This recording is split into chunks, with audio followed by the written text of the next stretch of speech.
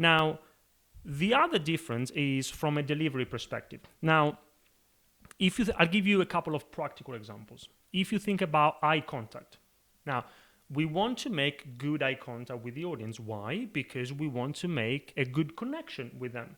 Now we're having this conversation, I'm talking to you, you're talking to me.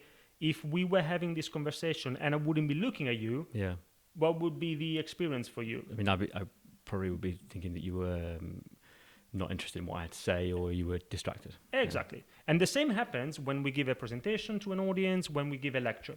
Now, the same principle applies. We want to make good eye contact with the audience. The way we do it is different.